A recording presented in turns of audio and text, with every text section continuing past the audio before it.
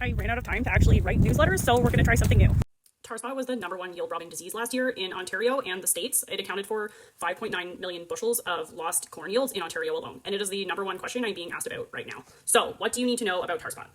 Tar spot was positively ID'd in Durham Region, Kawartha Lakes, Peterborough County, and Northumberland County in 2024, so we'll likely be dealing with it for the foreseeable future. How bad tar spot will be for us in 2025 really depends on what we get for weather, and I'll cover some information on scouting tips and some cool tools you can use to scout your fields and monitor your fields, and how to ID tar spot as we get into the season a little bit more.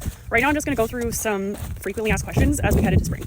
Tar spot does overwinter on corn residue, so incorporating infected residue can help to reduce the spread of tar spot early in the season, but it still doesn't protect you from tar spot spores that are spread into the area by wind and rain. Rotating to a non-host crop like soybeans or wheat can help reduce the amount of tar spot inoculum in the field for the next corn crop. However, similar to what I said about tillage, it's not going to protect you from tar spot spores moving in from the west. In talking with some of my coworkers in Western Ontario and the States who have dealt with tar spot for longer than we have in our area, cultural practices like tillage and crop rotation might be effective early in the season, but can't be relied upon as our only management tool for tar spot. There is genetic variability in how different hybrids respond to tar spot, and seed companies all have ratings available showing which hybrids are more susceptible and which might be more tolerant to tar spot. These can help a bit with product placement, like if you had tar spot in your field last year and you're thinking about putting it back into corn this year, it'd be a good idea to pick a hybrid with a little bit better tar spot rating.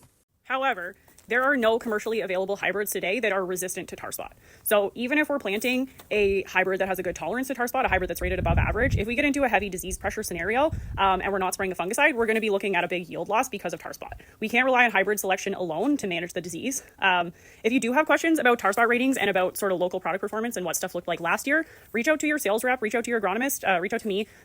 We can probably provide a little bit better perspective than just looking at the ratings in the seed guide alone, because we have some experience with how those products looked last year. Fungicide applications will be one of our main tools to manage tar spot going forward. This will be a big change for a lot of us in Central Ontario, so I'll make sure to cover some info on application timing and how to prioritize fields for fungicide applications sometime after planting wraps up.